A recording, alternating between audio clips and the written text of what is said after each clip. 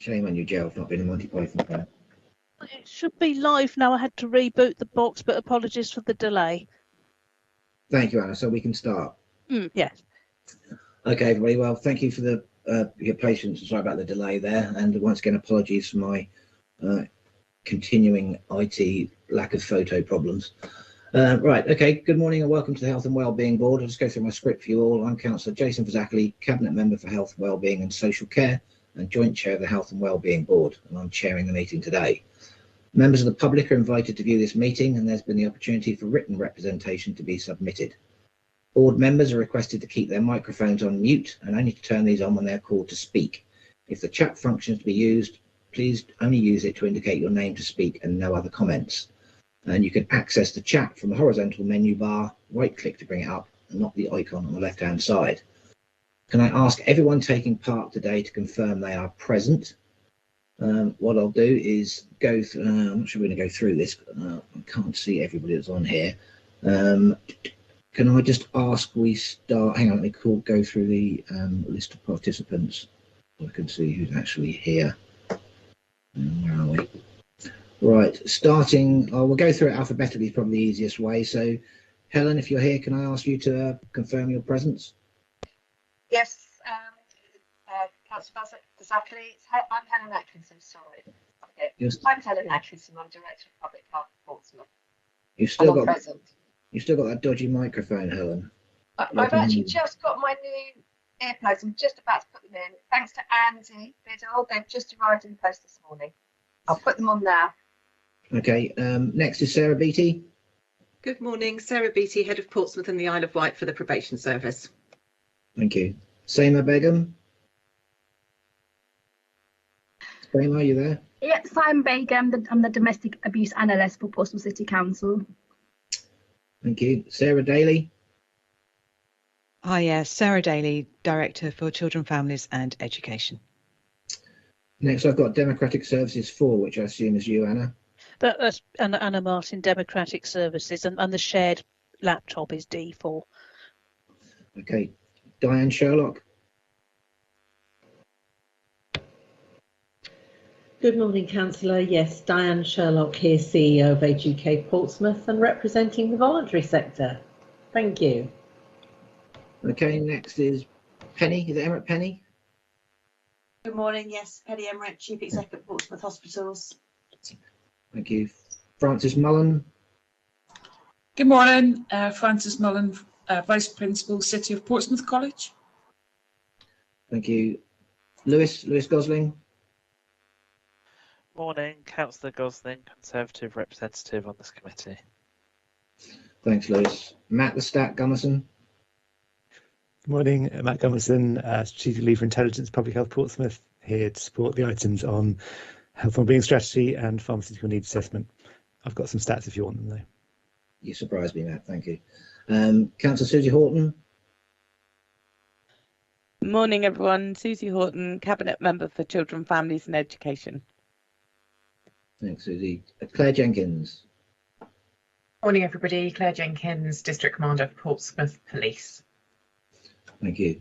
Dominique Latouze. I hope I said that correctly. You did. Thank you. Dominique Latouze, Consultant in Public Health at Portsmouth City Council, here to deliver the update on the physical activity strategy. Thank you, Dominique. Anna, we've already mentioned you. Councillor Kirsty Miller. Good morning, everybody. Kirsty Miller, Councillor for Charles Dickens Ward and Labour Opposition Spokesperson for Health, Wellbeing and Community Safety. And as always, Elle has made an appearance in the meetings. So sorry about the cat. Nothing wrong with the cat. David Moorman. Good morning, David Moorman here from Portsmouth City Council Sports and Leisure Service. Thank you. Kelly Nash. Hello, Kelly Nash from City Council, providing general support to the board and also presenting the item on the local Outbreak Engagement Board. Thank you, Kelly. Co-chair Linda Coley. Hi, I'm Dr. Linda Coley, Clinical Leader for Health and Care Portsmouth, and as you say, joint chair of this board. Thank you. Yeah, thanks, Linda. Jacqueline Powell. Morning, I'm Jackie Powell, one of the lay members for Portsmouth CCG. Thank you. Thank you. Roger Batterby. Hello, I'm Roger Banterbury. I'm the chair at Healthwatch Portsmouth. Thanks, Roger. Councillor Jeanette Smith. Morning, Councillor Jeanette Smith. I'm sort of present. I'm opposition spokesperson for PPP. Thank you. Leader of the council, Gerald Vernon Jackson. Gerald. Sorry, I was on mute. Hi, I'm Gerald, leader of the City Council. Thank you. Chief Exec, David Williams. Morning, everybody. David Williams, Chief Executive, Portsmouth City Council and a board member of the CCG. Thank you. And last but by no means least, Lisa Wills. I'm always last. Hi, I'm Lisa Wills, and I'm presenting with Bruce Marr the domestic abuse strategy. And don't forget, we've got the domestic homicide review meeting afterwards for those community safety representatives that are required to attend. Thanks. Thank you. Right. Unless I've missed anybody, holler out if I've missed any of you. I think that's everybody. Joe's arrived. Yes, Joe York. You missed me. Joe York, Managing Director, Health and Care Portsmouth, representing the CCG and the council. Okay. For some reason you don't appear on the list of participants, Joe, but obviously I can see you're here. So I've missed you out. Right. Okay. That's everyone then. If we move on to apologies for absence. So far, I've had 5 apologies for absence and 1 for lateness. Just to confirm, Andy Biddle, Adult Social Care, Professor Anita Franklin from the University of Portsmouth, and she has replaced Professor Gordon Blunn, Gordon Mavuti of Solent NHS, Rachel Roberts, Adult Social Care, and Susanna Rosenberg of Solent NHS. As I think Anna touched on earlier, Lucy Rylott from Children's Safeguarding can't be here till 11 AM, so if we do reach our agenda item prior to that, we'll have to put it back. Item 2, sorry, no other apologies, I take it, Anna? No, none aware of. Thank you. Declaration of interest. Does anybody have a declaration of interest to declare? If so, I can see no indications. So, nope, that was short and sweet. Moving on to item 3, which is the minutes of the previous meeting. We need to ensure this is a correct record of the meeting held on the 24th of November. Are there any comments or amendments anyone wishes to make? Yes, Jacqueline. Hello, thank you. It was a query really on the minutes, and one, it stated on page 2 that capacity has increased in the urgent treatment centre at St Mary's, which is amazing and to be congratulated, but I thought they were really struggling actually to with high vacancy rates. I just wanted clarification. Okay, is anybody more technical than me able to assist on that one? Yeah, I can help with that, Jason. I don't know if you can see my hand. Yeah, Jackie, I think from the previous position, their staffing had definitely improved. We've been monitoring that, and we have triggers and thresholds for their staffing, so they've definitely increased their staffing capacity at St Mary's. A lot of that has up until now been through agency staff, but it definitely is in a better position than it was at the previous meeting, so that was accurate. I think we also need to reflect that it still hasn't returned to its previous opening hours, which is 8 till 10 PM, so it's still operating at 8 AM to 8 PM, and we're working with the service to get back to 10 PM opening as quickly as we can. That's brilliant. Thank you, Joe. Yeah, thanks for the clarity. I see no one else indicating, so can I ask for a proposer for approval of the minutes? Proposed. Thank you. And a seconder? I'll second. Thank you very much. Okay, so the recommendation is proposed and seconded. We apparently now need to take a vote, but there is no dissent, so that's fine. We move on to matters arising from those, and I don't think there's any either. Any questions or any matters on those? Any comments? Nope. Thank you. Okay, moving on to item 4, the first substantive item, Local Outbreak Engagement Board update. Kelly Nash, that's for you to go to. Thank you, Kelly. Thank you, Councillor Fasakli. So this is just the regular report that comes at the beginning of each of the meetings, updating on what the activity of the board has been since the last time you met. There have been 3 meetings since the last meeting.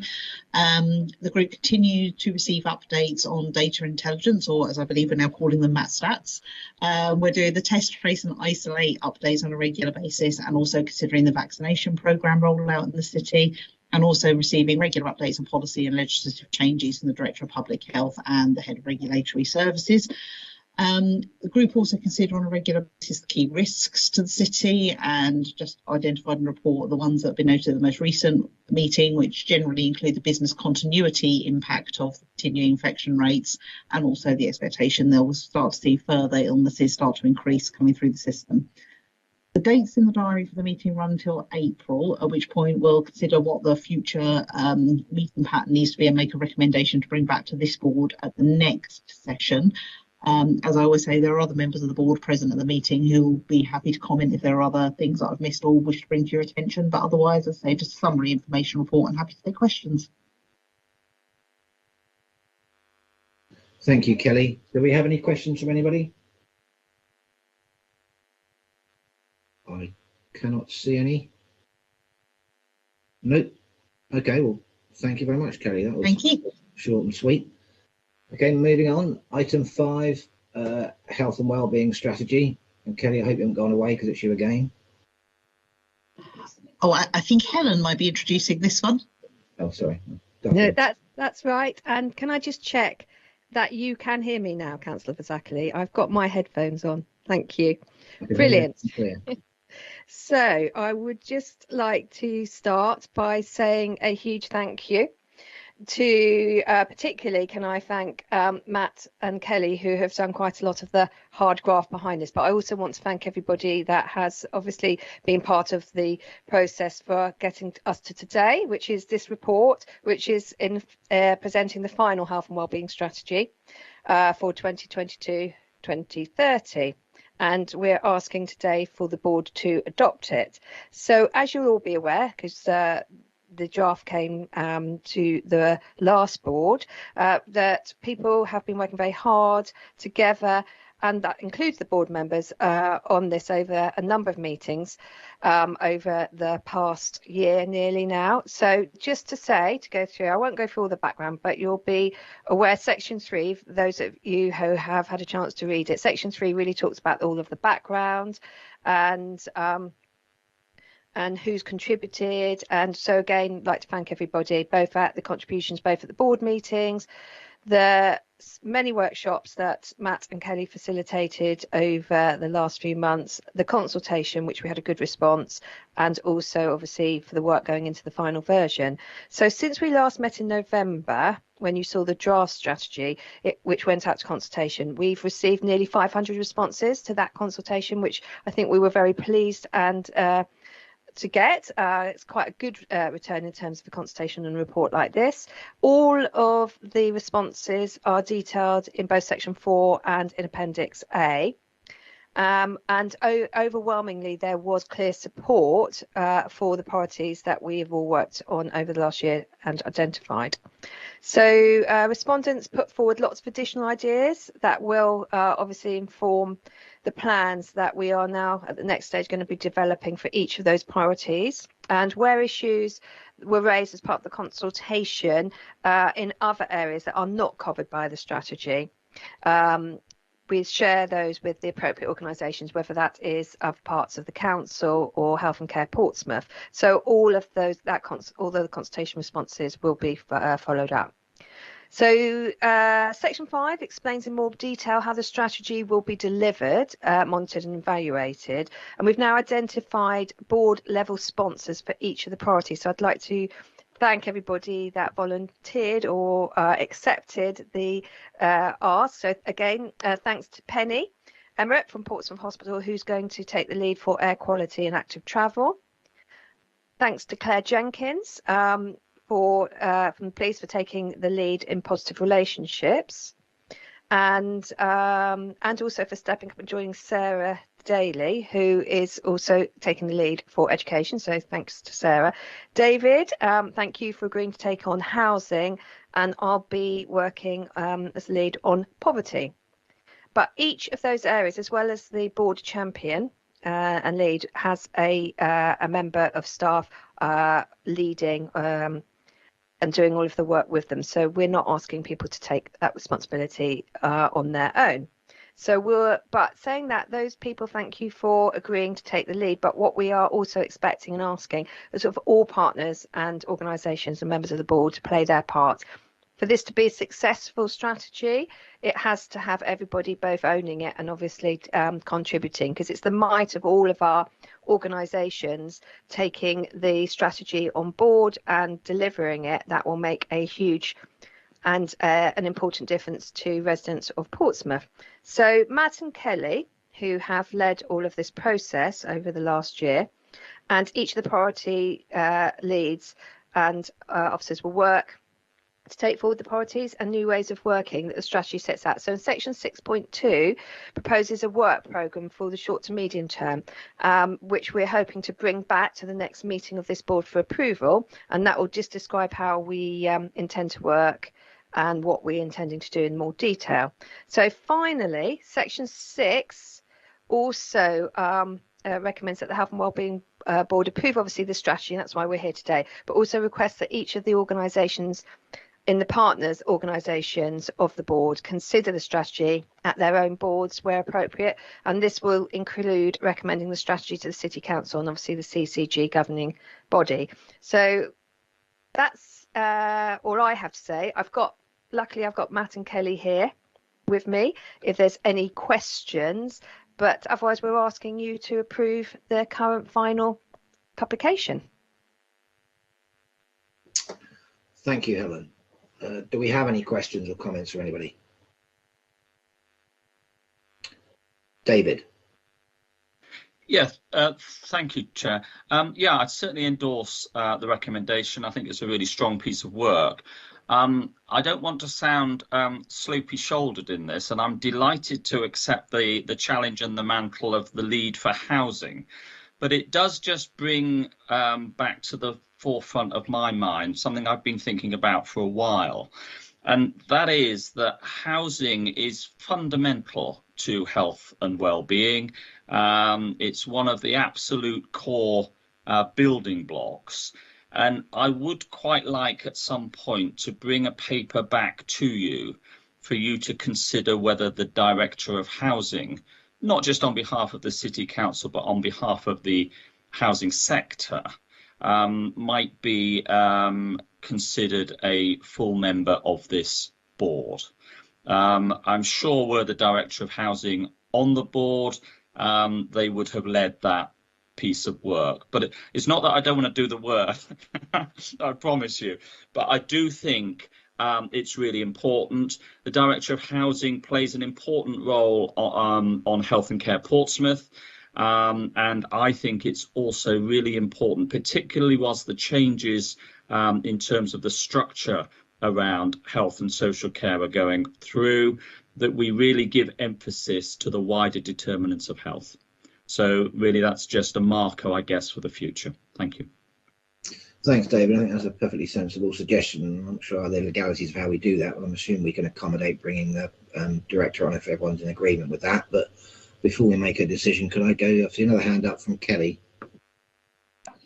Thank you, Councillor Fazackley. I was just going to follow on from David's point that we do need to bring a paper tidying up a few items of membership to the board at the next meeting anyway. So really happy just to incorporate that as part of that wider paper. And yeah, we'll issue the invitation in the meantime to observe, and then we can always co-opt at the meeting if the paper's agreed, which we've done in the past with attendees. So happy to take that forward. Splendid, thank you, Kelly. Anybody else? I can see no more hands. So, nope, that's it. Oh, sorry, I do. Jacqueline. Sorry, it was a bit last minute. I fully support this report and the contents and the large amount of work that's gone into it. It looks great to me, and it feels right.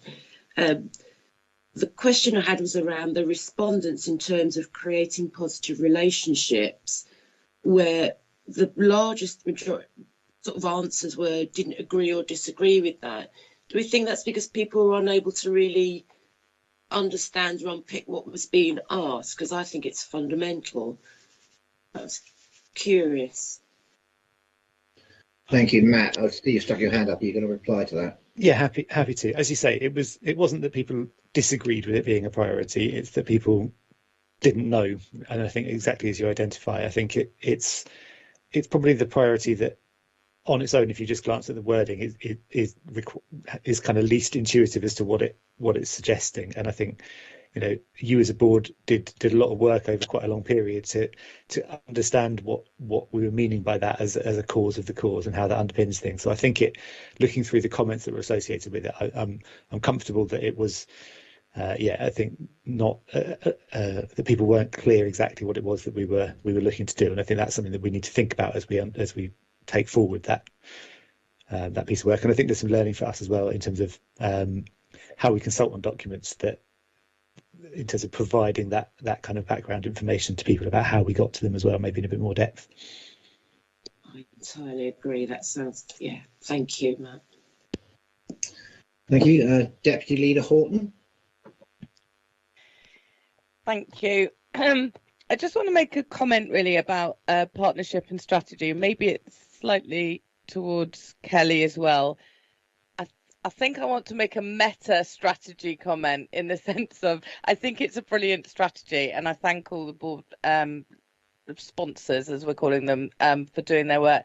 But I want us to constantly be aware of how this strategy fits in with other strategies, because we talk about partnership all the time, and actually it's a good thing to talk about partnership, but there's a strategic level to that. And just refreshing the content of this, it just reinforces to me how important it is strategically. We need to have those conversations with those other partners as well. Okay, thank you very much, Susie. Councillor Smith.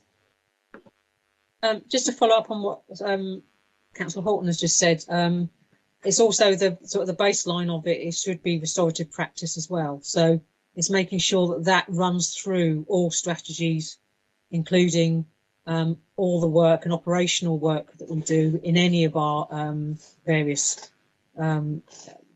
organisations, to make sure that because restorative practice gives you the platform to sort of move these strategies forward, and I think that's going to be a great asset if we can all do that.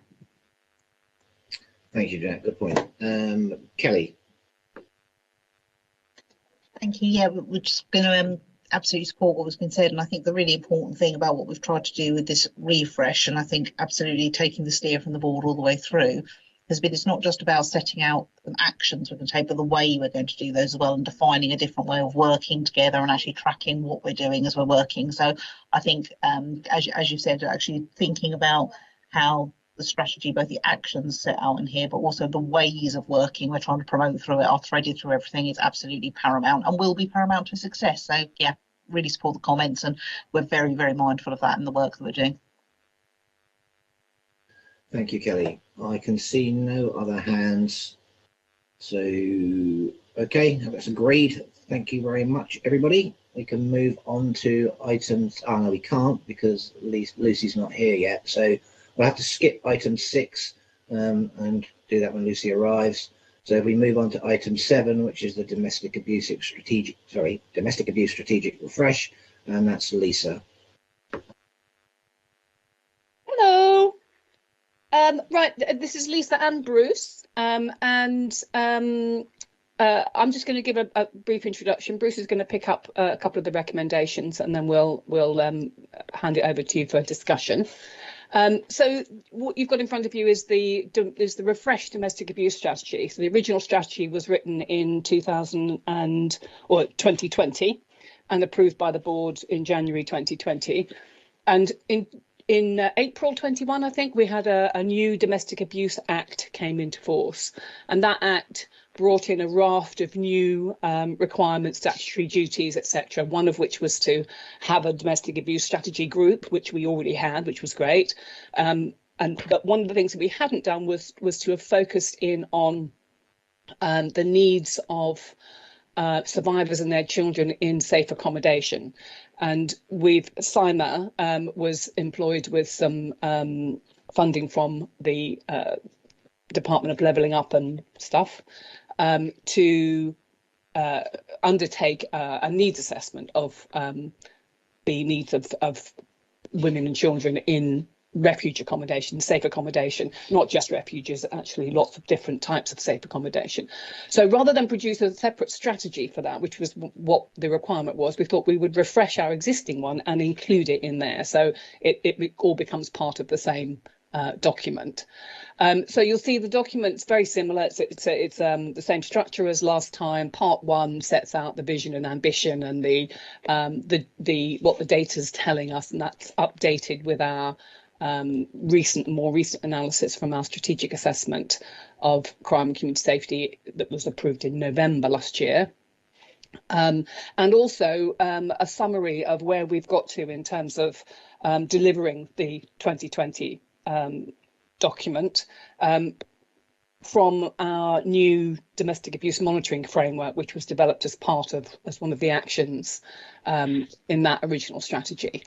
The priorities remain the same, but with the addition of one priority around safe accommodation, around making sure that we're doing the work that we need to do around safe accommodation. Interesting, David mentioned housing there, because we're working much more closely with the housing service now, and I think we're going to do some good work in the future, and we've got a good action plan there that we can build on.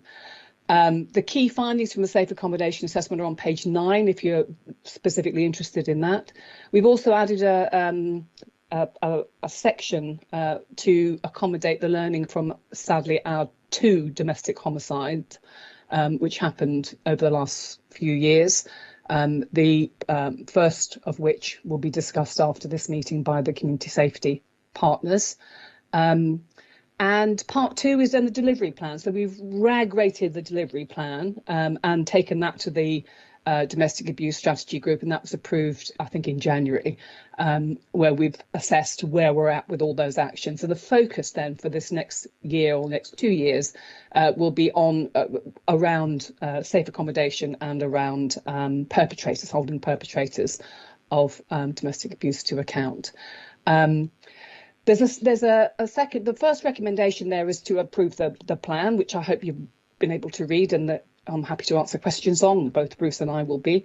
The second recommendation there is around data provision, and one of the Sam Graves, who is our community safety analyst working alongside CIMA, now has had we've had gathered lots and lots of data over the last 18 months, and the monitoring framework is really good. We're lacking in some data from health, and GP data is one of the big gaps. So I spoke with Joe York a couple of last week, I think, and we've agreed that we'll how to plug that gap. So, but what that recommendation does is just really ask you leaders of your individual organisations to make sure that data that we need to monitor our progress and to understand whether we're making a difference in people's lives is available to us, so that we can do that. So Bruce is going to talk about the other 2 recommendations now in terms of the allocation of funding. Over to Bruce. So 2 proposals in relation to our new statutory duty to provide support around safe for victims of domestic abuse who need safe accommodation. They are paragraphs 2.3 and 2.4. Just a brief summary. As of last year, the Domestic Abuse Act received royal assent and became law. Part 4 places a statutory duty on Tier 1 authorities to provide safe accommodation and to have a statutory partnership board, which includes police and health representatives to oversee delivery of those functions. There's a requirement that we do an annual needs assessment and a 3-year strategy. The strategy has to be published which we will do. That's not a problem. We've always published our strategy, and there is funding associated. So the table on page 2 or page 102 is the summary of the funding received for 21-22. We have yet to receive confirmation of funding for 22-23. We didn't receive this year's funding until March or April last year, so we're not worried. But obviously, if funding isn't confirmed, the proposed funding allocation wouldn't be committed. So the request is to approve the funding proposals pending confirmation for the Department for Levelling Up Housing Communities, and if there's any funding changes or changing allocation or changing needs, for decisions to be made by the Domestic Abuse Strategic Group. That's it, Lisa. Lisa, you're on mute. Sorry. Okay. So that's it, really. Has anybody got any questions or anything that needs explaining a bit more? Yeah, we have one question already. Councillor Smith. Yeah. Morning, both. How are we integrating the sort of voluntary sector? Because obviously there's quite a few organisations that are in domestic violence. Mm-hmm. So do they play a part in this strategy? And if so, how do we integrate them? They absolutely do, Jeanette. One of the things that we agreed to do in the first strategy was to set up a practitioners group, practitioners forum, which we've done. We've had only one meeting so far because of all the difficulties with actually getting it up and running in the over the last year or so. But we took the revised strategy to the practitioners group in October last year, and we had a big discussion about it, and they were happy with what we've produced.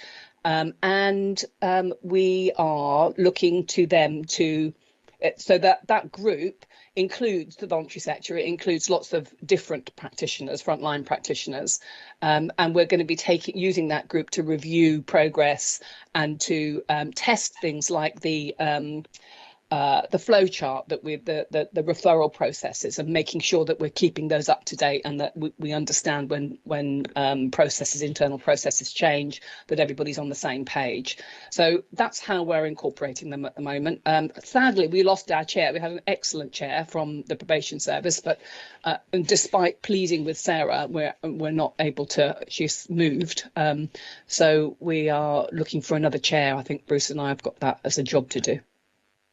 And Jeanette, the partnership board has to have voluntary sector involved in it. So our commission providers, Stop Domestic Abuse and Victim Support, are part of the board as well that oversees delivery. Brilliant. Thanks very much. Thank you. Kirsty. Thank you, Lisa and Bruce. I came across quite a shocking situation a couple of weeks ago, which I have been working with Lisa and Bruce about. And to cut a long story short, 2 women who lived in private sector housing had been harassed by workmen employed by landlords, employed by private sectors, to go in and take out some works, and basically it came down to them sending explicit pictures to these women. So it's quite a dreadful situation. But what came out of the situation also was that there appears to be a bit of a gap within private sector housing. So you say that you're working with housing. Does that include private sector housing?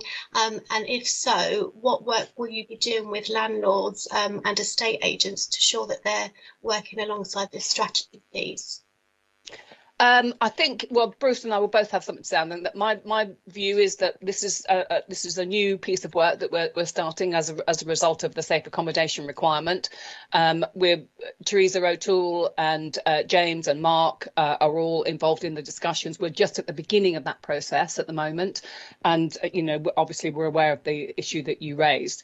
It's perfectly feasible for the private sector housing lead, Claire, to be part of a small working group, I think, that we're going to just kickstart it with, and look at all the things that we need to do around housing, local authority housing, private sector housing, private landlords, etc. So I'm that's it's a work in progress, Kirsty, and we'll keep you informed.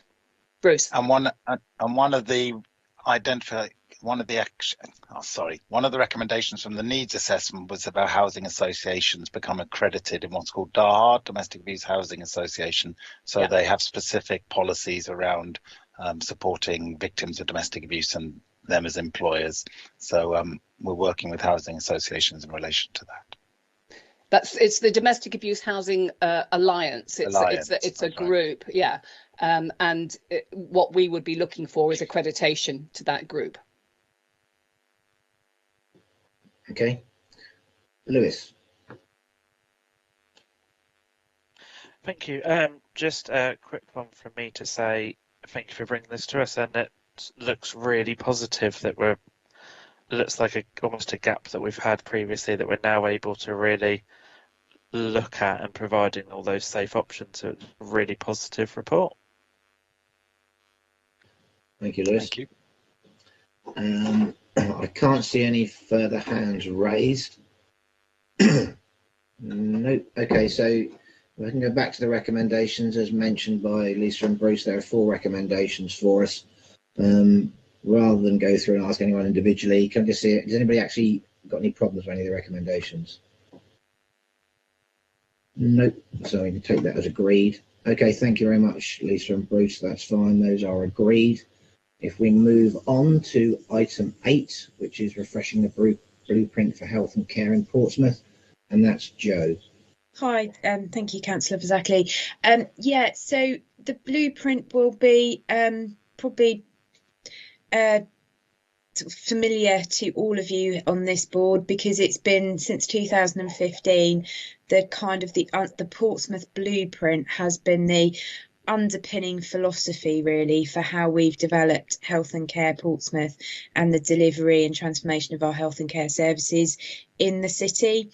It was a 5-year strategy that came to an end in 2020, and I think had some real commitments for how we would work together as, particularly in that time, health and care statutory partners in the city, and the focusing on the integration between the local authority and the NHS, but also between the different bits of the NHS, and particularly how we developed new services in the community for people in their communities through closer working with primary and community services. So Portsmouth GPs coming together through the Portsmouth Primary Care Alliance, their GP federation, and working closely with Solent NHS Trust to look at how we could deliver more join up of services and some real successes in that, both in that health and care services. So the local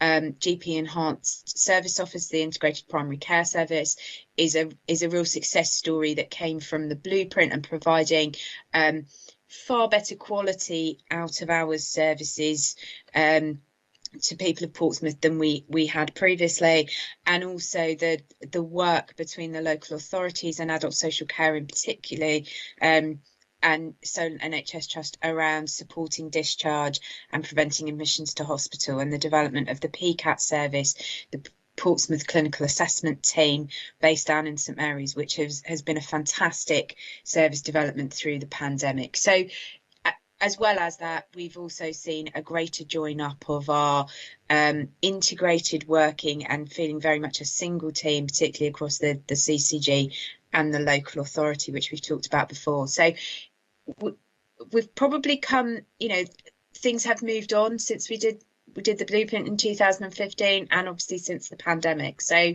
we've been doing quite a lot of work together over the last 12 to 18 months. It's taken longer than we would have liked because of the pandemic to really refresh those blueprint commitments and priorities, and to think about what does that integration, what does that health and care model need to look like in the future. And you will have been involved in that because we had some development sessions back together in July, and over the summer people were asked to comment on those. So we've collected all of that in to really review the commitments in the blueprint, and also to look at that in light of the development of the ICS, what that health and care integration journey will mean, post July 2022, when the CCG ceased to exist and when our staff will become part of the Hampshire and Isle of Wight ICS. But again, I think what we've focused on and the commitments and what's come through really strongly from everyone we've talked about is the need to design services with people in their communities, so that people can access as seamless a service as possible and that is joined up across authorities. So whilst the boundaries of health particularly may change, what we're aiming through the blueprint and these commitments is that those boundary changes don't affect the way people deliver services, that we continue to operate without boundaries and to work across organisations, and that our staff and our teams are empowered to work across those organisations as well to improve outcomes and experiences. So they're the commitments. We've still got quite a lot of work to do on this, to be honest, but hopefully you'll see that this reflects the diversity of our population and how we continue to engage with local people and deliver services locally for people where that makes sense to do so, but also to make sure that where we can benefit from joining up and providing things at scale, we do that as well, and we work with our other partners across Hampshire and Isle of Wight to do that as well.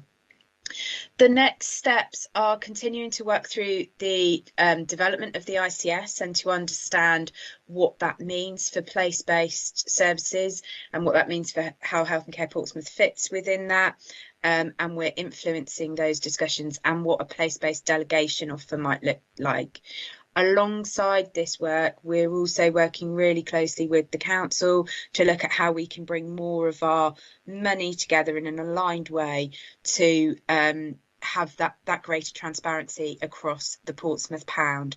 So if the board is happy with these commitments and that they feel they reflect the philosophy of the blueprint moving forward, then our next steps are to bring all of that work together, to go back out to the children's teams and the adults and public health teams, and to work really closely with P3, the Portsmouth provider partnership in the city, to develop the priorities and plans that will sit underneath the blueprint for so our next 5 years delivery plan, if you like, and to pull that together into an updated Health and Care Portsmouth prospectus, which we will bring back to the board later this year, probably about April-May time, I would suspect. So yeah, if you're happy with and you're happy to approve these commitments, then that's the next stage of the work, and we'll be back in April or May to with an update. Thank you, Jo. Jacqueline. Hello, I know how much work has gone into this, and I'm very happy to approve the commitment. There's a but, the one that I feel is important, that I feel is important, that's come from an old version, is improving outcomes for Portsmouth people will be at the heart of place-based working. That feels like a good overarching that introduces the rest of our commitments. It doesn't seem to be that bold statement about improving outcomes. That's at the heart of what we do. So that's one I'd like to retain and perhaps put it at the top. To put it back. Okay, so thank you, Jackie. I think that's helpful. That the intention was definitely not to lose that. And in fact, actually, what the work Kelly and I have been doing is to work this through aligned with the health and wellbeing strategy, so that we can see those outcomes and actually start to look and to work how we demonstrate that we are having an impact on those outcomes. So we absolutely don't want to lose that, but we'll make sure that is much more visible in the final iteration if it's not already. Thank you, Jack. Thank you. Thank you, Jeanette. Yeah, it's a query really. Does this blueprint look at the gaps in provision? And I'm thinking of like dental care. Does it look into that and how that can be approved across the board? Certainly in its first iteration, Councillor Smith, it didn't, because NHS dental provision has been provided or commissioned up until now by NHS England. So in the first iteration, it wasn't a responsibility of the CCG and so would not have been reflected in there. so we were focusing much more on primary medical care and community services at that point. I think obviously and as we said, the world has changed quite dramatically since 2015.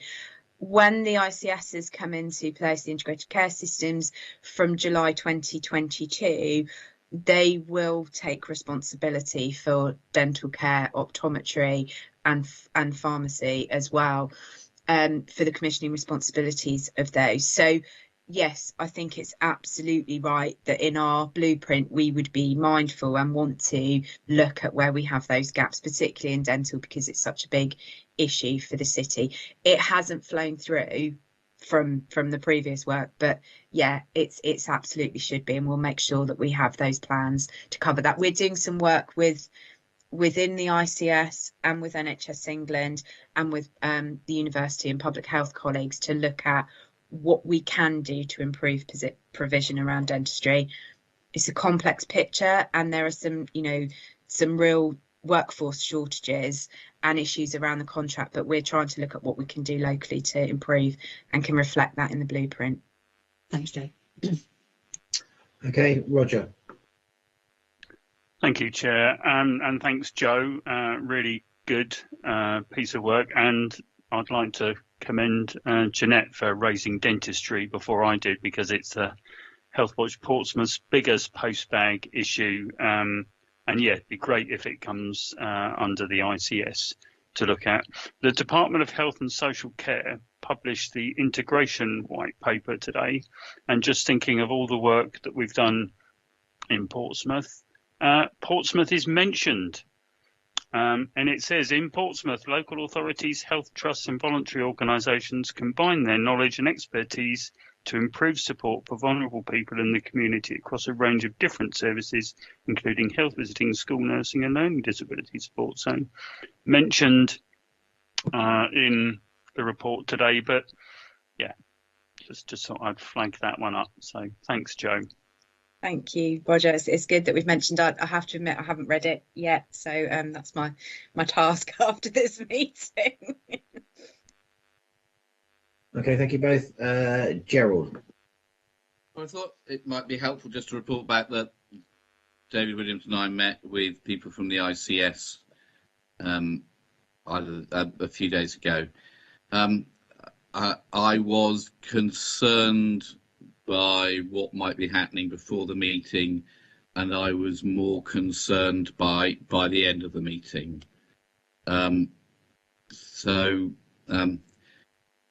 My fear is that the feedback I get from paramedics and people in the service is that people who are Portsmouth residents get a better service getting out of hospital and getting home and being supported at home than Hampshire residents, because the way in which the council, the CCG and the hospital work so closely together. And that's not so true for residents who live in Havant, Fareham or Gosport or other places. And my fear is that the close working, because we are an outlier and do it better than Hampshire, that the creation of the ICS will make things go backwards in terms of integration, because we're actually an exemplar in this. And I asked, in terms of people who are going to be on the board, how would we make sure that there's a Portsmouth voice? There was no answer to that. I asked how Portsmouth could be involved in looking through the short list of people who are applying to be on the board to make sure that Portsmouth had an ability to have some influence, and there was no answer to that. And I asked how people involved in the City Council, what place there was for us as decision makers within the different tiers that they were creating, to make sure that the Portsmouth voice is heard, and there was no answer to that. My worry of things that are cross Hampshire is that Portsmouth voice is often lost, and yet our needs are very different to other bits of Hampshire. It may be said unkindly, that with previous police commissioners, their highest priority appeared to be sheep rustling in Alresford, when we actually knew that there were significant issues that are different in the urban areas of Southampton and Portsmouth and Basingstoke that weren't being addressed. So I think I came out of that meeting with higher levels of concern that the outcomes for residents of Portsmouth will be worse going through the ICS than the current system, and that we will move backwards in terms of integration between the health service and the city council. I hope I am proved wrong, and David may be more optimistic than me, but I think it is right to flag up that I think the likelihood is that the health service will try to do everything itself at a distance significantly away from us, and we will be done unto, not worked with. Leader, thank you for that. And you preempted me, because I had a discussion with Andy and David, and I think it was last week, where David raised the very issues that you've just touched on. So I know David's got his hand up to speak, but if I can let Joe reply to that, then we have about 4 speakers to follow. So, Joe. And it's not Joe's fault. Never said it was. Okay. I didn't know if you wanted me to come in towards the end of that. I think the design and development work of the ICS has been challenged by the pandemic. So as we've come into major incident level for over the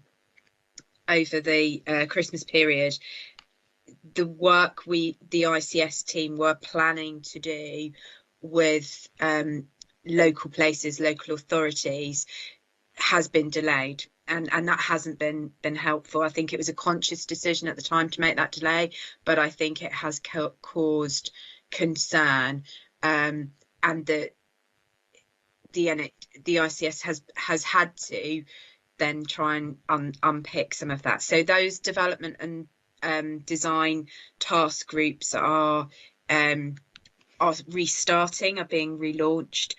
We should be represented on those. I know David and Andy have been having conversations with other local authorities, and I would agree we do need to be very clear what the operating model is for the ICS, and how do we work with our 4 places based on those upper tier local authorities: Southampton, Hampshire, the Isle of Wight and Portsmouth. How do we reflect? So I agree, Gerard, we need to reflect the needs and be very clear what the needs are of the populations in the 2 cities, because there are differences, and there are differences between us, but there are also similarities.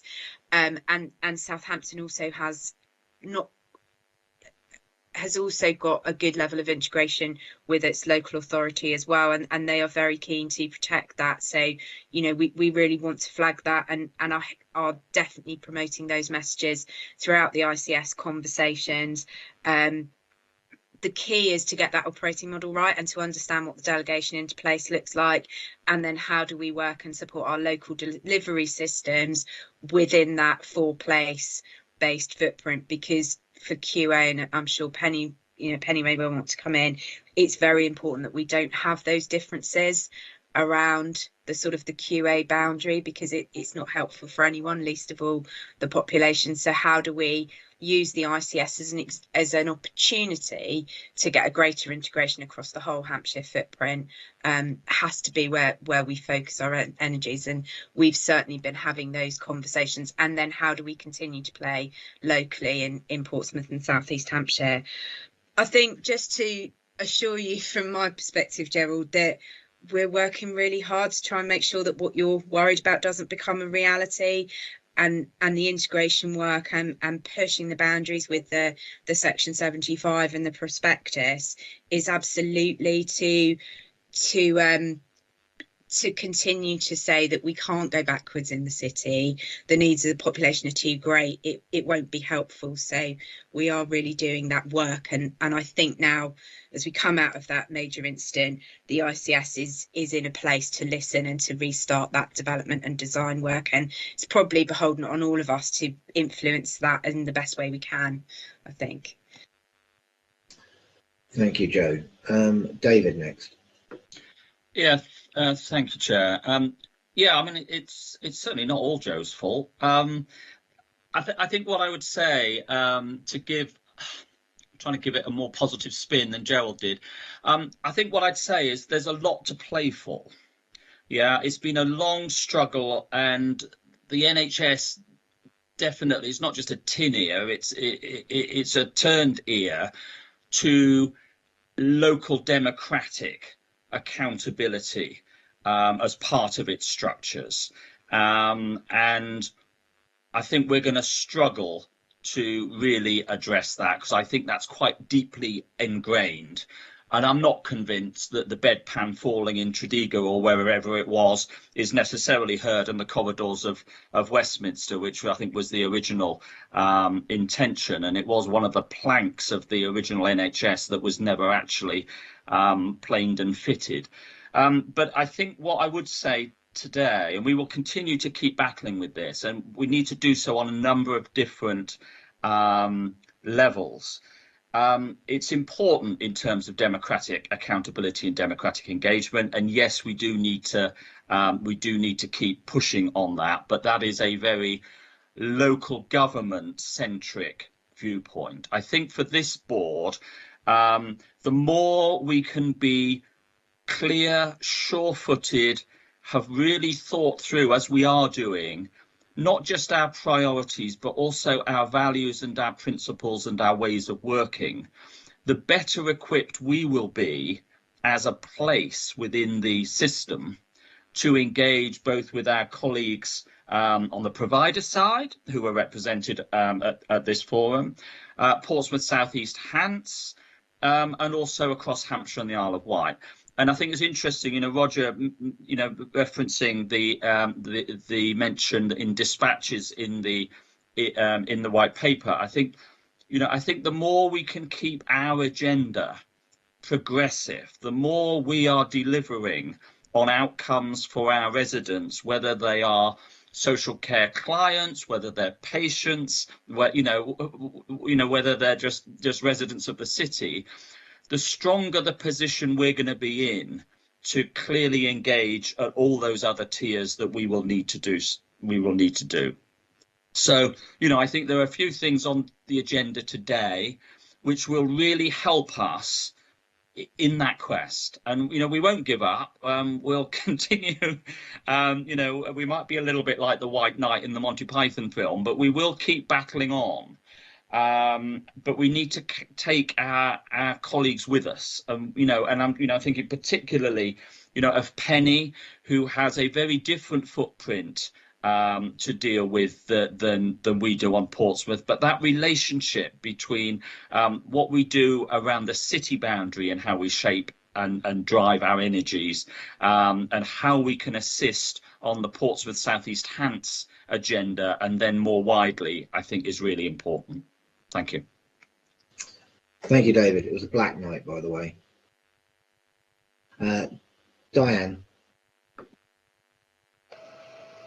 Thank you, Councillor. And hopefully David and Gerald are going to like what I'm about to contribute. I have been pursuing this very case since 2019 with fellow voluntary sector colleagues, because it has been a concern of ours, and where in particular my organisation is called Age UK Portsmouth, we don't want to be left out of the runnings and the people of Portsmouth go into a hospital in Hampshire. It's really important that we're understood to have voice, and in fact I can thank a meeting with ICS commissioners in early 2020 for my bout of early COVID, and I haven't stopped shouting about our existence since. So I do believe we're all on the same page. We do have to continue to be noisy because it would be so easy to be left out. And I'm delighted to report that the voluntary sector input to contributions via Action Hampshire begins next week. And there are many voices like my own who are attending every meeting. I mean, there is no doubt I won't be at every single meeting, and I'm sure many colleagues feel exactly the same way. Portsmouth voice, Portsmouth population, Portsmouth well-being as a whole is paramount to this whole process, and I really want to reassure everybody and Gerald that we're fighting the good fight, is how I'll word it, and we certainly won't give up. So colleagues, really appreciate all your work, and we're there in the background and helping, and hopefully we'll get noisy if we have to. So thank you all very much. Thank you, Diane. Final hand I've got is Penny's. Thank you, Councillor. I thought I should come in response to David and Joe's invitations, and thank you, David, for describing some of the complexity around this, because of course our trust covers a greater population than just Portsmouth City, but that doesn't mean that the outcomes for Portsmouth residents are not equally important. So in my mind, we've got to make sure that we don't make this an either or. So from my perspective, the Portsmouth South East Hampshire footprint is our catchment population for the acute trust, and therefore from a delivery perspective, Portsmouth South East Hampshire is the lens through which I consider how do we make sure that we're offering equal services for any patient who visits our services. What I think we have to do through the ICS, though, from a planning perspective, is in the same way that we have for the health and wellbeing strategy here, describe the difference in outcomes that we want for the whole population. And I see it as a bit of a translation. So at a Hampshire and Isle of Wight level, what are the outcomes that we are seeking to improve? And then be able to say, and specifically for Portsmouth, Southampton, Isle of Wight, Hampshire, that means we're going to focus in these areas. And then I would expect, as a provider who is responding to that, to have to look at that and say, so for Portsmouth City, these are the outcomes that we're looking to deliver. I have to pay as much attention to the outcomes for South East Hampshire residents. So it's how do we have that coexistence of delivery on a slightly bigger footprint, but planning for the specific needs of our particular population, so that you don't just get a generalisation of things, but you do make progress on the specifics that are most important for particular populations. Thank you, Penny. Joe, do you make any comment on that? Yeah, I would agree, Penny, and I completely agree that it shouldn't be either or. We have to do both and all of that. And I think the design and development conversations within the ICS need to enable that in the best way possible. And how do we get that delegation model that will enable us to deliver that and to build on the strength of integration that we've already got in the city, not just with the local authority, but with voluntary sector partners, and how do we support our GP colleagues as well, and dentistry to manage some of those issues that won't go near the acute footprint, if we get it right and we're providing them with the right healthcare.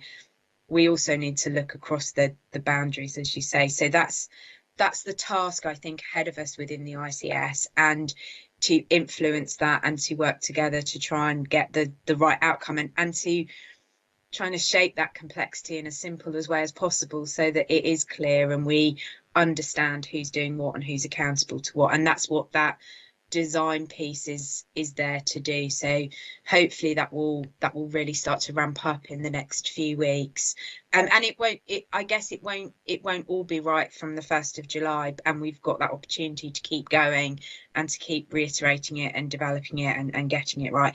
And I think we are ahead of some of those integrations. The work we're doing to look at bringing more of our money together in a joined up way that's aligned and transparent will help, and we should be proud, I think, that we're pushing boundaries not just locally but nationally with that work, and be able to then demonstrate what outcomes how it improves outcomes as well, because there's no point doing it if we don't make a difference from doing it.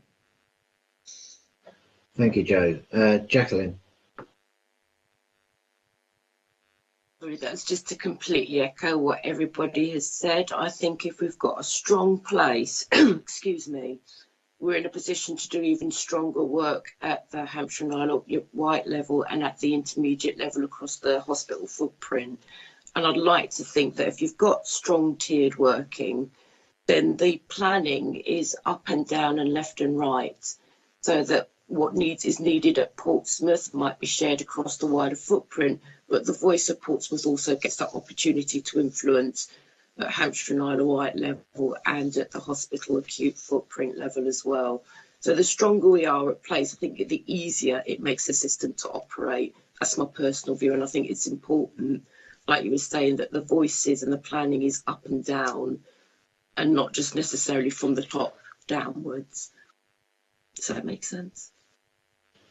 Thank you. Thank you, Jacqueline. Right, I have no more hands raised from anybody.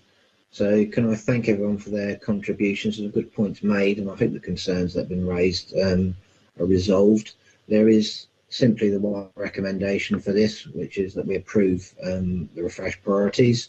Again, unless I have anybody that's got any dissent with that, I can't see anybody, so that is approved.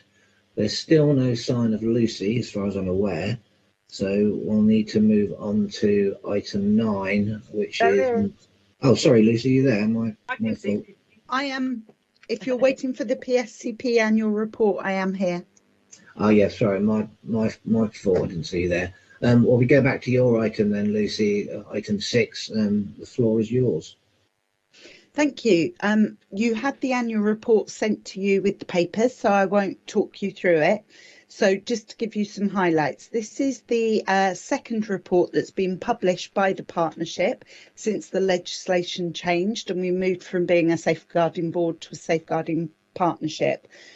So the purpose of the annual report is that it pulls from the 3 statutory safeguarding partners, the CCG, the police force and the local authority, and reports on the activity undertaken by the partnership during the period. And this was from April 2020 till March 21, and should look at not only what we did, but the evidence of the impact and analysis of any areas where there's been little or no evidence of progress, and report on recommendations from what were serious case reviews and now are called local safeguarding children practice reviews have been implemented. So during 2020-21, the partners were also responding to the learning and recommendations that came out of the joint targeted area inspection that we had towards the end of 2019 that looked at the quality of the safeguarding response to children with mental health concerns. So the highlights, obviously, COVID and the resulting lockdown obviously had a massive impact on families and how the workforce could respond to safeguarding concerns in Portsmouth. And the partnership were very impressed with how quickly everyone pulled together, found new ways of working. In particular, the link coordinator process was very quickly stood up to ensure there was sufficient oversight of the most vulnerable children in Portsmouth. And to support new ways of working, as a partnership, we developed guidance for the workforce on having safe and curious conversations when having to work with families remotely via telephone calls, over video calls like we're doing now, rather than face to face. We also kept that sharp focus on the work within the MASH, that being our front door into safeguarding, and that was routinely reviewed throughout the year via a multi-agency quality assurance audit. And these demonstrated that we have a good and effective multi-agency safeguarding hub that's routinely ensuring that families are getting the right support based on their level of need. And the quality of contacts from schools in particular appears to be improving. The partnership and our training team have done a lot of work with schools, helping them understand thresholds, the support they can offer, and then identifying when families do need to be escalated. And that really seems to be improving, and their understanding of the thresholds appears sound. As a partnership, we responded to new ways of working. We moved all our meetings online, but more importantly, we were able to quickly pivot and put our multi-agency training online and redesign that so that even during this period, we were still able to make sure the workforce development retained a sharp focus. During the year, we published 2 case reviews. Child H died as a result of respiratory illness alongside complex disabilities, including epilepsy. The reason that this was a serious incident was that at the time of their death, they were on a child protection plan for neglect. And then we had Child I, which involved the tragic death of a 9-week-old baby who at the time of their death was found in an unsafe sleeping position, co-sleeping with their mum on the sofa who had been drinking. So following the learning from the case reviews, what we've done is we've launched a rethink process to strengthen the escalation process and to support practitioners in working with stuck cases, and or to provide a mechanism for them to resolve professional disagreements relating to safeguarding work with the family in a more timely manner. We've also developed a more robust course that looks at relational practice with families when we're trying to deliver key messages around the safeguarding of babies. So we know that mums know to put baby in the cot, feet to foot, safe sleeping. However, we know that's not happening. So we're looking at the relational based practice to help work with families, to help them really embed those messages rather than just keep retelling them over and over again. We also, during the year, we launched or relaunched the Lurking Trolls campaign, which is aimed at building digital resilience in children. We know that children are spending more time online and facing more harms. So we've really launched this whole new campaign that wraps around our junior school aged children to help build their digital resilience, as well as giving resources to families so that they can do some of that preventative protective work themselves. And we've worked with our partners across Hampshire, Isle of Wight, Portsmouth and Southampton, known as HIPS, to launch a new child exploitation risk assessment framework. So the tool now considers criminal exploitation, county lines, trafficking, modern day slavery, as well as sexual exploitation. But more importantly, it's the same tool being used across all 4 areas. We've got a lot of health colleagues on the call, and our police force, obviously many partners work across the whole of the wider geographical area, so we now have the same risk assessment tool. So those are the highlights from our annual report. As you can see, we're mainly through this year. Our priorities for this year are really to support the work of the safeguarding strategy for Portsmouth. That goes beyond the work of just the partnership, but has 10 priorities, objectives set out in there. We're also working on the Safeguarding Improvement Hub. What we know from our safeguarding reviews is that we do a lot of work. We launch a lot of new strategies, protocols, models, ways of working. However, seeing that reflected on the ground within the workforce is sometimes quite frustrating. We see the same messages being repeated. So this is using an action learning set model with our senior strategic leads within organisations to look at what are the cultural, organisational barriers in actually implementing and changing the way that the workforce works with families in reaction to the learning. So that's it from me, unless anyone's got any questions. Thank you, Lucy. I can't see any hands up at present. There is no recommendation attached to the report, so it's a report for noting as far as I can see. We do have a hand. Jacqueline.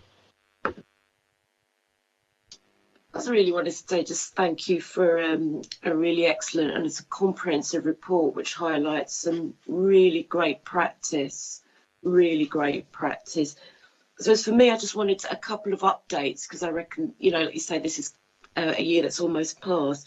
So do we know if the new service of transition of young people to adult services, has that work been completed? So we've got two pieces of work that are ongoing. So we had the Mr. D Safeguarding Adult Review and the Child G Learning Review that were published 2 years ago now, that looked at the transition of young people with complex health needs, medical needs and disabilities into adult services. What we know is that all of the agencies have completed their recommendations from that piece of work, and there are transition protocols for both children to adult services within the local authority, but all of our partner agencies have also reviewed their transition protocols. And adult services have recruited a transition manager who's going to be working across services to help improve the experience of those young people.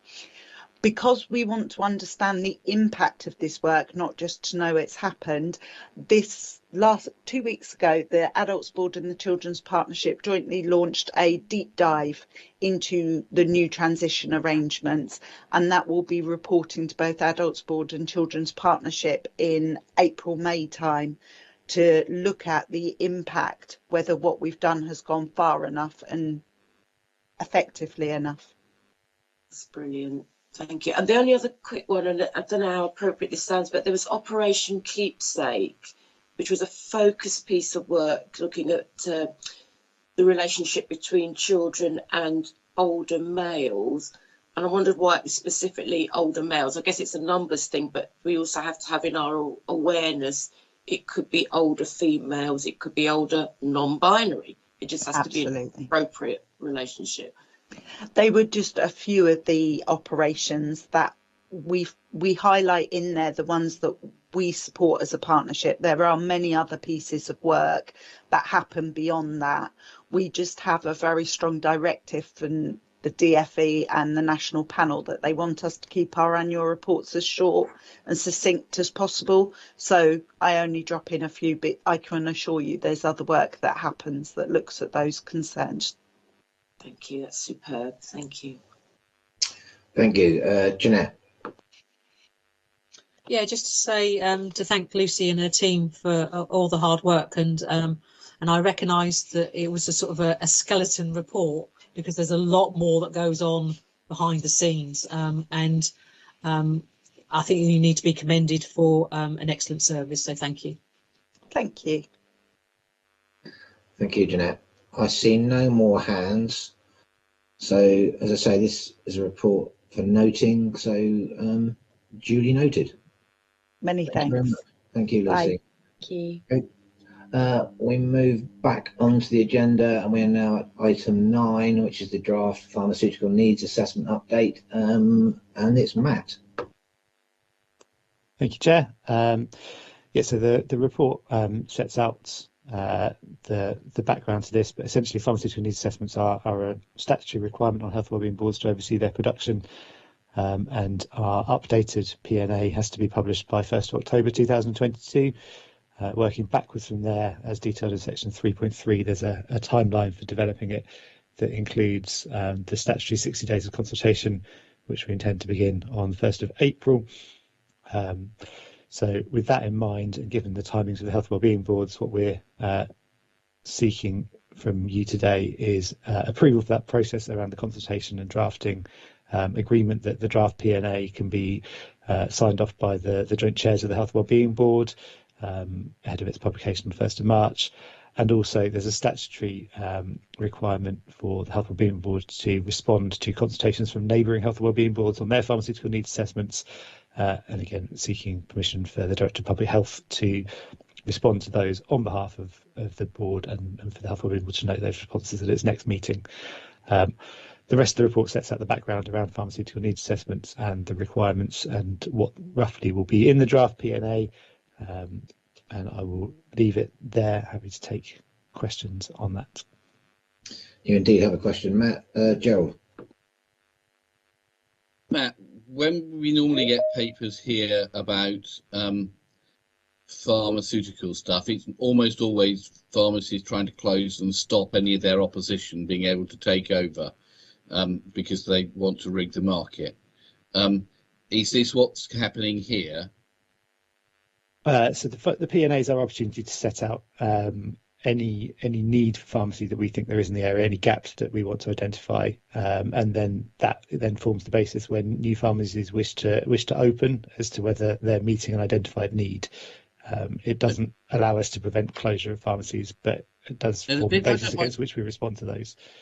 Matt, I don't mind pharmacies closing. What I really object to is pharmacies closing and saying no other pharmacy can take over that premises, because that removes choice. And the bit I think I find most worrying is that people always talk, oh, it's only a 20-minute walk to the next pharmacy, but that's for somebody who's healthy. They don't do it on the basis, how long is it a walk for somebody who's 80 who's got a dodgy hip? So I would want us to look very closely at this to make sure that we're actually serving the needs of the vulnerable populations of the city, not just be about increasing profit margins for pharmacy chains by withdrawing services from people in the city. Yeah, and unfortunately, it just doesn't give us a mechanism for preventing them from closing pharmacies, but we can include within that. It's up to us to identify how we choose to identify where there may be need in the city. The challenge would be that if you limit it to what's within comfortable walking distance for an 80-year-old with disabilities, then effectively that's the entire country, and it would be difficult to identify a specific need on that basis. So, but we can certainly look at the walk times within that. So Matt, what I want to do is try to find ways of stopping people shutting pharmacies and removing services from local people. Yeah, and I'm not sure that's rely on something your we can. creativity to be able to find a way of doing it that is at least marginally legal. I can certainly look at how we can reflect that in the PNA. I'm not sure it's going to be a vehicle that will entirely enable us to do that, unfortunately. Okay, but we should be trying to stop. We keep getting pharmacies shutting in the city, and that removes services. Point taken, Joe. I'm not sure that's within our control, but I'm sure Matt can apply himself. We get asked to sign these off, Jason, all the time. Pharmacies are coming to us and saying, is it okay to close and make sure it's more difficult for local residents to be able to get to a pharmacy? Okay, well, you've made your point, and I'm sure Matt will do what he can. Joe? Yeah, I suppose on that, Gerald, I think we have lots of opportunities now for electronic prescriptions for people as well. So it's making sure that we're able to support people to access things in different ways. And I guess my question, Matt, was some of that information about the role of pharmacy and how it might develop might sit either in the CCG or within the ICS, and is there anything our teams can do to support you through this process, and is there any risk to support you may otherwise have got as the NHS goes through the ICS change, just to flag so that we can support as required, really, and happy to continue to do so. Yeah, I have to say, as a resident, and as also carer of somebody who is older than me, the idea of electronic prescriptions is laughable, completely ludicrous, and has no place. It's difficult enough getting surgeries and pharmacies to cope with low technology, but all the feedback I have about people trying to cope with electronic ones is that it's a complete non-starter and best avoided. Okay, sorry, Gerald. Maybe I didn't mean electronic. I meant that a lot of the pharmacies do deliver, so they can arrange those delivery of the prescriptions to the person rather than somebody having to walk if that's a struggle for them. That's what I was referring to. Apologies if I used the incorrect terminology.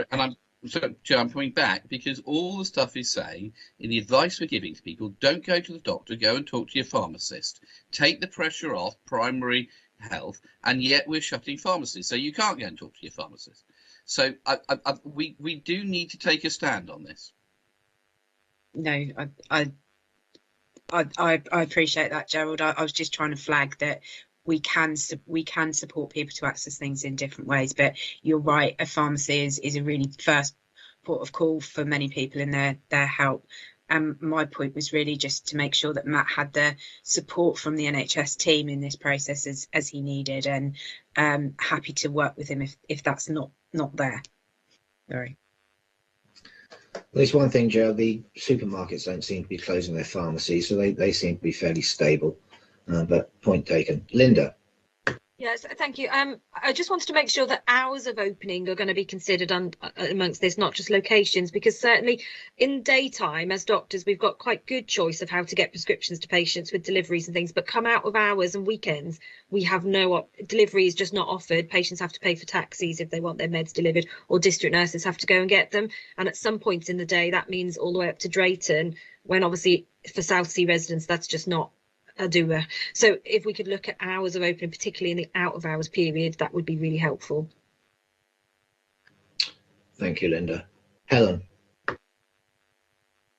I would just like to, not that Matt needs any protecting from me, but just please don't shoot the messenger.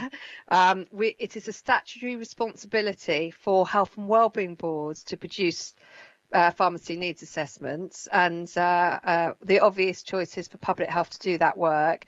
The commissioners who make those decisions that Gerald is unhappy with are actually NHS England. I do recognise Joe's already explained today that obviously that role will be moving into the ICS, which I think will be a good thing for us, because we will be able, much like, you know, dental commissioning also, will have much more say and be able to support. But you know, what comes with that statutory responsibility is rules for how we do it. I would like to thank Matt's team, because I think this isn't particularly our favourite piece of work, and to be perfectly honest, I don't think it's the most important piece of work that we have to deliver. I think there are more important. Joe might not be happy I say that, but it's a role we have to deliver, and if we're unhappy, I think we should be feeding back to NHS England rather than Matt, because Matt doesn't actually have the ability to change how pharmacy work within Portsmouth, or whether, you know, how they're commissioned. But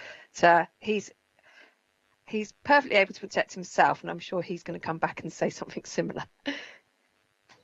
Thanks, Helen. Matt, you're next. Do you want to come back fighting? No, I was just going to thank Joe for the offer of help, and assure that we are engaged with colleagues from the CCG already who are providing information that we need, and also with NHS England in terms of the information we need for the pharmaceutical needs assessment itself. We work jointly across Hampshire and the Isle of Wight with our neighbouring health and wellbeing boards, so we have a joint steering group, so we can just engage with them and the local pharmaceutical committee once, but they will provide all of that information. And Dr. Colley, yeah, absolutely, we will include the opening hours within that. It's always a challenge with these things, in that we have to take a kind of snapshot in time with the best available data we can get. So we've done that work for this draft. So that'll be based on the opening hours as at the end of January this year. They'll probably have changed again by the time we publish the draft, and they'll change again before we publish the final version in the summer. But we will include that as best we can, including in the mapping work around access. Thank you, Matt. I've one hand left. Is that an historical hand, Gerald? Or are you wishing to hog more? I am wishing to hog more. It's very helpful, Helen, to think that if we're moving from NHS England, because they're the people who've refused to come and talk to the Health and Wellbeing Board about their removal of dentistry from Portsea and Paulsgrove. So with a bit of luck, a greater Portsmouth ICS might do better than NHS England. And on that point, there are no further speakers. So there are 3 recommendations, colleagues, that were asked to approved as per normal. Any dissent to any of those? I can see none, so we are happy to approve those. Moving on.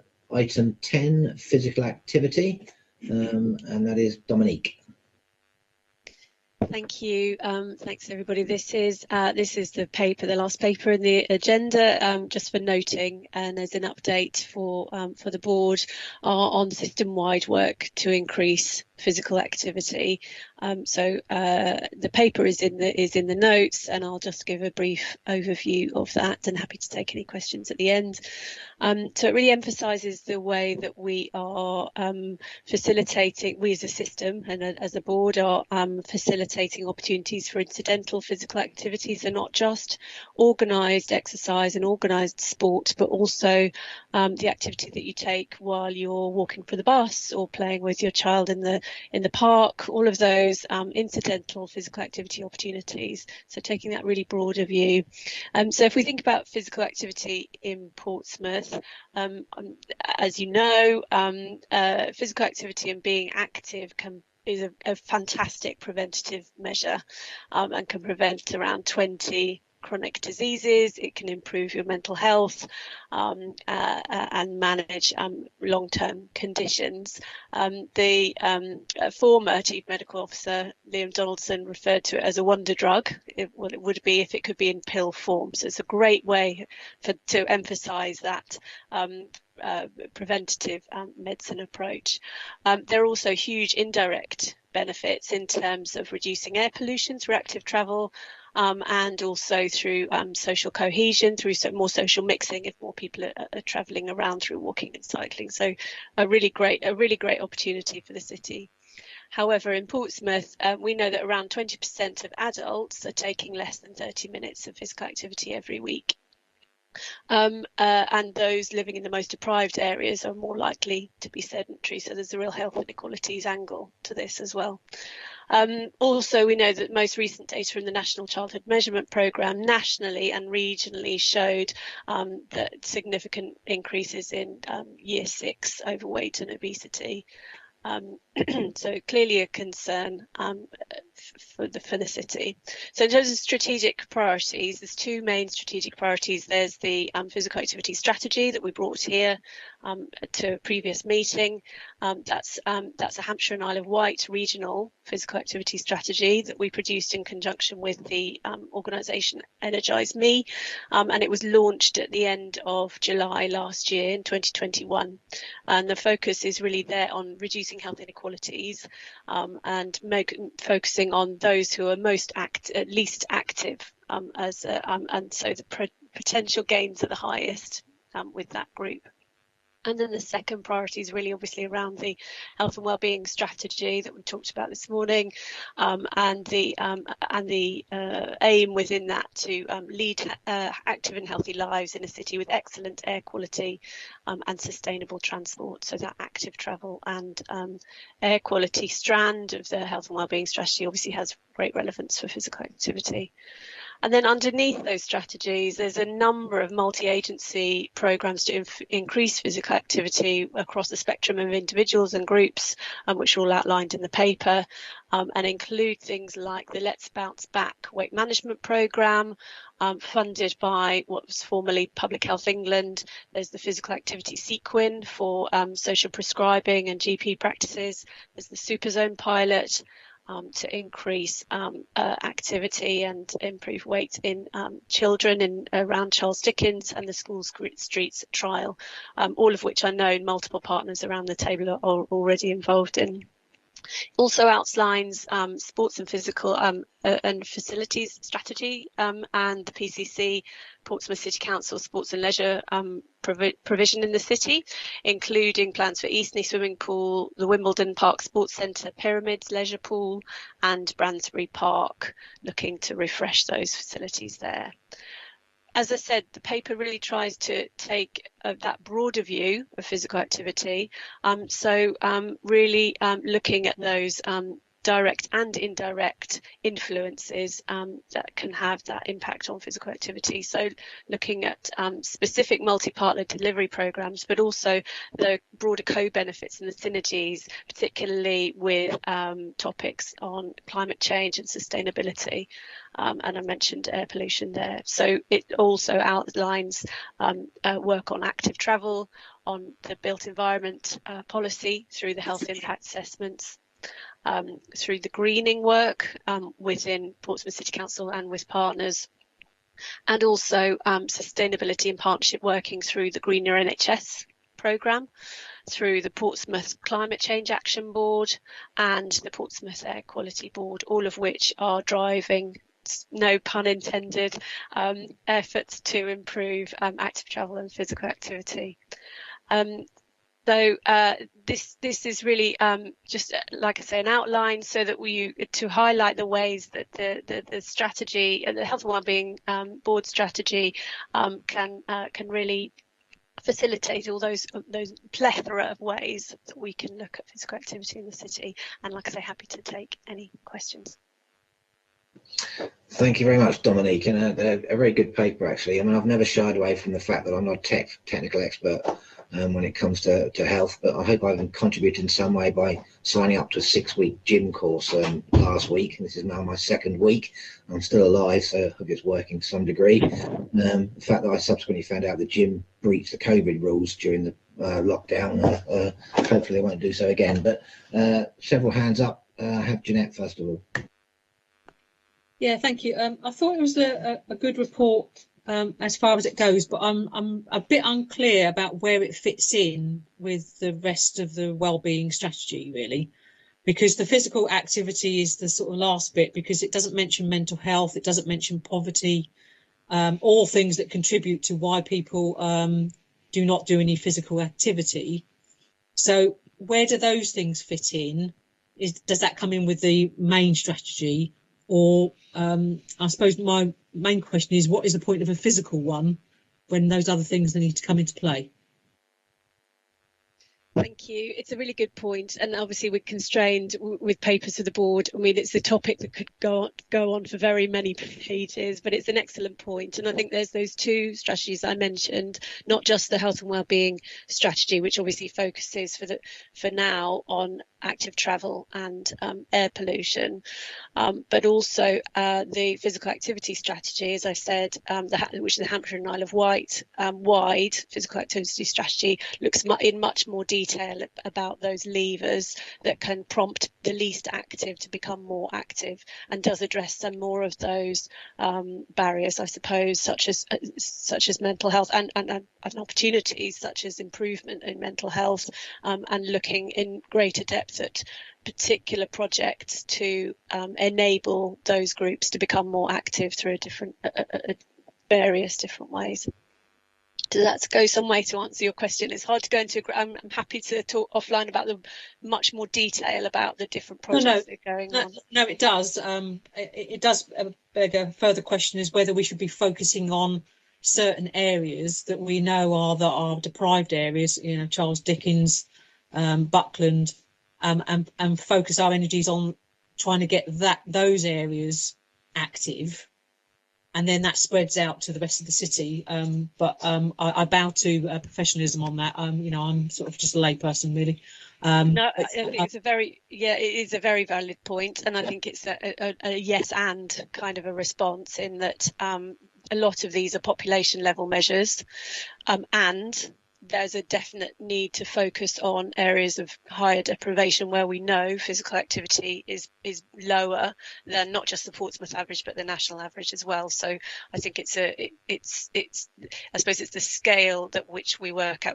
Small incremental changes at a population level can actually make a massive difference to all of our health, and we need to make greater efforts for those in greater need. I'm sure the people who are setting budgets are hearing that message. Thank you, Joe. Thank you, Dominique, and I agree. It's a really helpful strategy, and I think that the need to focus on. I would echo Councillor Smith around the need to focus on areas of deprivation as well.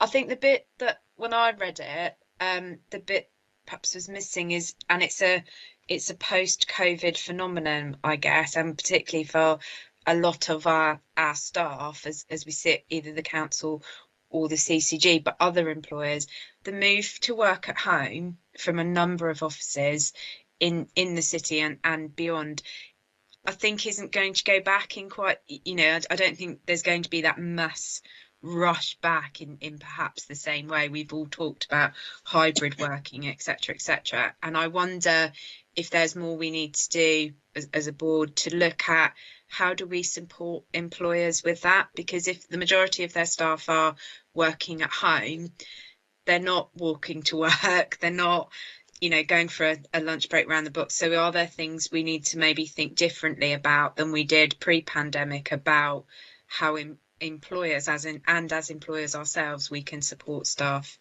with some of that who may only be, you know, going down the stairs now in their own home. And I just thought that element might be missing, and is perhaps we may be creating a bigger issue for ourselves collectively if we don't sort of seek to tackle it in some way.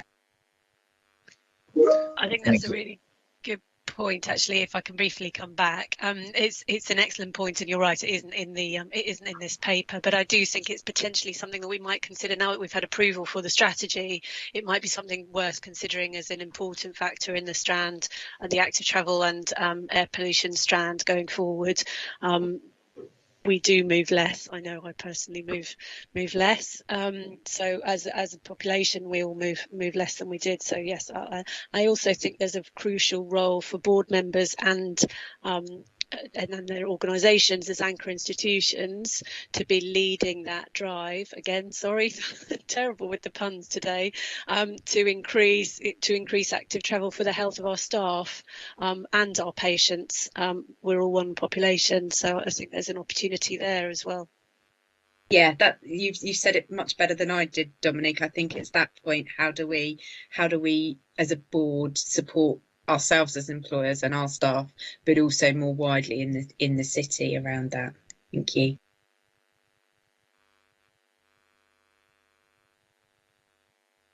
Thank you. Susie?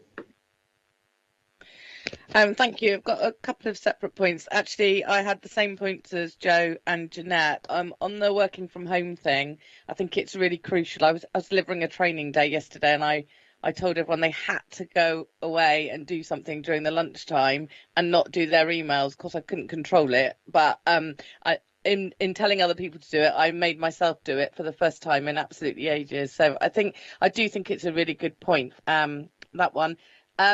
And also thought the same as Jeanette with the link in with other strategies. I suppose I come back to my earlier point. I think I've created myself a new little slogan, which is strategy synergy. I've just written it down here. But I actually think that's right. I think sometimes you have to just shine the light on one variable. And I guess that's what this is doing. This is saying we're going to look at physical activity. We know that it interrelates with loads of other things, but actually let's look at this. And I think that's a really important thing, but also we need to work out where it links with other things. A children's physical health strategy, I must confess, I started panicking then because I thought I actually don't know whether I've actually read that. Does it mean that I haven't been involved in loads and loads of initiatives around children's health? No, it doesn't. So it's about being aware of how it all links together. And just the final point I wanted to say was about taking one of those examples. I've been heavily involved in the school street, and it is so much more than physical activity, but the physical activity leads to those other things, and it's around community, it's around conversations, it's around language, it's around so many things that will ripple out into better health generally. So I think sometimes these things look a bit piecemeal, but we actually have to also trust the rippling effect that we'll have on those children and families as they engage with them. And if we can hook them in with the Pompey monsters, then that's good enough actually, and we're doing our job. So yeah, great report. Thank you. Thank you, Susie. Helen? Thank you, Chair. I just wanted to come in because I completely agree with Councillor Smith and Councillor Horton. I mean, the reason that physical activities come as a strategy today is because it was its turn to update. But I think the point which Councillor Smith made is actually that it is the mega, what did you call it, Susie? The health and wellbeing strategy, I would argue, for Refresh is exactly the meta strategy. Yeah. So, I mean, in effect, this is just one part of that, and it is connected in. So normally, traditionally, and actually I think if you go to quite a lot of other local health and wellbeing board websites and look at their strategies, they tend to focus exactly as, in a way, as Dominique's presented, is that we tend to have 5 areas that we know cause ill health, long-term conditions, and the difference in life expectancy and quality of life. And it will be the things that we always say in public health, around prevention. It's smoking, it's it's lack of physical activity, poor diet, and also alcohol, and it's safe levels of drinking. But actually, we know that we can continue to give those messages, and in a way that's what I think Dominique's report is really showing. You can continue to give, and that report could have been about all the messages we were giving, but messages don't work, exactly as Councillor Smith has said, unless you actually are working with people in a position to make those behaviour changes, which clearly Councillor Vasackley is doing, going to the gym. So it is those underlying, as Matt would say, causes of the causes. So normally you'd get a lovely strategy which talks about what we're doing about getting people to stop smoking, to move their backsides, to drink sensibly, and all of those things. But actually, if we continue to do that, what happens is that you increase that inequality, don't you? Because actually those people who are ready to make those changes will have improved outcomes, but you're never really getting to the reason why people aren't ready, and that is those areas that have been prioritised, which is housing, education, healthy, positive relationships. It's all of those things that put people into a place where they can actually start to make those life choices in a way.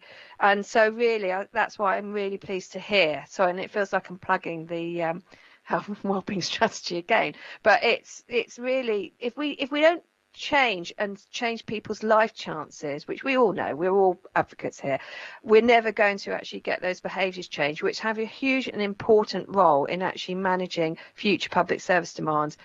And that is really why it's so important post-COVID. So it's right to make those points about COVID, because actually what we've seen is a deterioration and more inequality. So it's really important, as you're all saying, that we do focus and do target. And all of the work that is behind Dominique's report is actually that targeted work to actually where we need. Some people don't need much help at all, but others need a huge amount of, it's not help, it's enabling, isn't it? And giving people empowering people to be able to improve their life chances. So I'll get off my soapbox, but I think everything you've all said is important and very much part of the work that Dominique's team's been doing.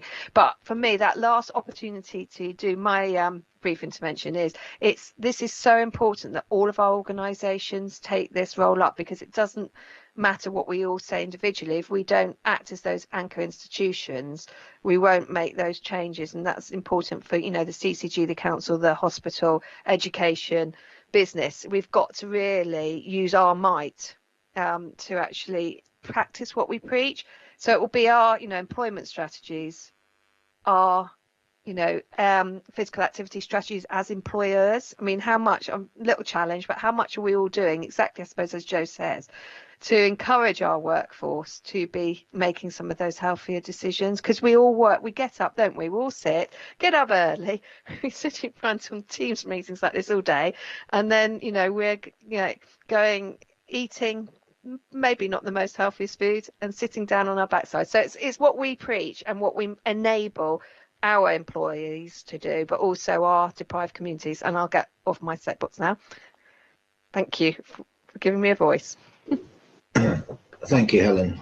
I don't have any more hands up, so thank you. I think the only drawback I'd mentioned, Dominique, and it's probably from a personal level, is I did, Susie, when I rejoined Slimming World as well a month ago, but the difficulty is when one's pleasantly plump and one loses weight and you're of an older age, the neck starts to go. So Dominic, if you could give me hints about equalising that, I'd be most grateful. But anyway, I have no other speakers, so thank you very much for that. The report is just for noting, so it is duly noted. Yes, we could invest in a rack to stretch you. I prefer a scarf, Gerald. A scarf may be better. So, mind you, I can do with some extra height as well. But anyway, thank you for your contribution. Right, the last item is date of next meeting. The next meeting is down for the 22nd of June at 10 AM, as per agreed at our last meeting in September. Sorry, the meeting in September. Anybody else wants confirmation? The dates after that are the 21st of September and the 23rd of November, all at 10 a.m. So there being no further business, as far as I'm aware, can I thank you all for your attendance. We've lost several people, obviously, who haven't gone to other meetings, but the 23 of us that are left, thank you for your time today, and see you again. Thank you very much. Thank you. Thank you. Bye. Cheers. Thank you, everyone. Bye. Thank you. Bye-bye.